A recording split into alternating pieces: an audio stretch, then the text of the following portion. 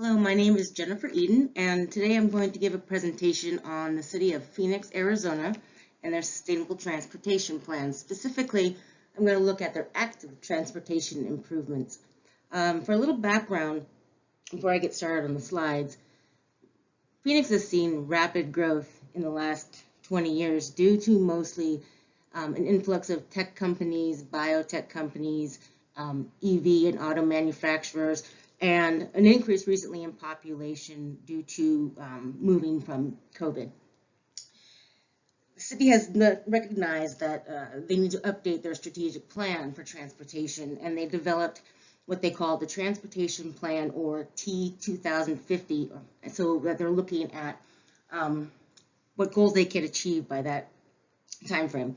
We'll look specifically at elements of street width and street networks and rejuvenation of the urban core system and the surrounding suburbs, with transportation routes being pedestrian and bike route increases to improve the walkability and the transit access for the city. Okay, on the next slide, we're going to look at why sprawl has increased in Arizona, and specifically Phoenix, and why the use of automobiles as a transportation method has greatly increased over the last 60 years. If you look at it right now, the urban core is not attractive. There's no place for residents or businesses to really grow.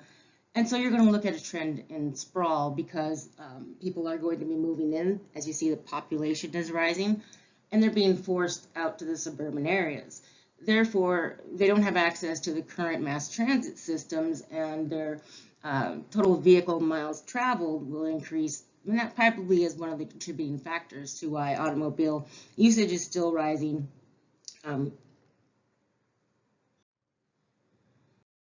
If we look at the next slide, this is showing one of the plans, which is for mass transit extension. There are various light rail extensions from the north, east, south, and west. You've also got an airport shuttle and sky access, or sky train access to the airport, therefore reducing that commute, as well as some things like a streetcar being added so that there's access to the light rail out in the suburbs of Tempe. It's also important to note that the light rail also now extends to the new Arizona Cardinals Stadium, which does show a pretty good increase in transit usage during those home games. Now looking at other active transport oriented development plans and implementation. They're looking at widening the sidewalks, as you can see, as well as adding pervious pavers and some xeriscaping, which helps with the heat island effect, access to those places for more pedestrians, as well as reducing some of that runoff from the sidewalks into the street, which generally improves your storage systems or stormwater systems. So that's just an extra benefit. They're also looking at adding 135 miles of sidewalk in addition to extending them, and also adding over 1,000 miles of bike lanes and paths to make these more interconnectable and accessible to other modes of mass transit. Now looking at a specific example, we've got the implementation of what they call the Grid Bike Share Program. As you can see, over the last or several years, the trend has been increased ridership. I went and took a picture of some bike racks that are being installed just down our street. They don't have those bikes yet, but we have been seeing a lot of them popping up. I also have a picture here of in front of the Capitol, where they've actually taken out roads and put in bike path or bike accessible areas. So, there's a general increase and an improvement, and so that's a good example of something that's working well for the city.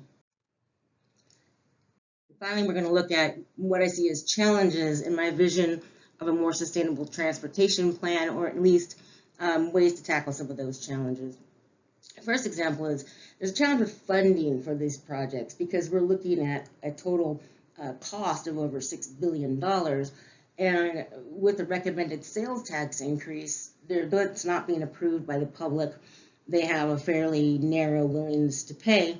And so I think a solution to that, or an improvement to that, is seeing how you can expand the piece of the pie, as you see in that example, of membership cities looking out to other suburban areas to help fund, maybe asking for more federal funding with grants or subsidies, pushing things like customers like the Cardinals or the stadium in Arizona, and if they've seen an increase in people going to the game, perhaps they could somehow subsidize construction of light rail and mass transit that serves them. The challenge with sprawl is that it's hard to control when you have such a rapidly growing city with not a lot of access to facilities in the urban core. It's still a developing area, so sprawl becomes the only option. How we could combat that is to make more improvements to the urban core so that there are more residential areas or housing options, as well as options for businesses to move in, and in those ways we could reduce at least some of that commute.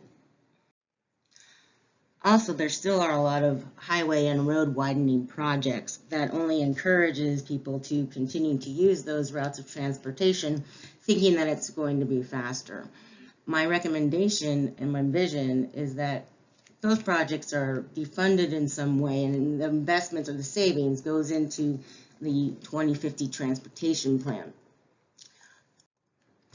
And finally, there still are a lot of existing parking lots and garages that are not fully utilized, and they take up a lot of space that could be redeveloped for parks or pathways for bikes and pedestrians to make it a more walkable and active transportation-oriented community.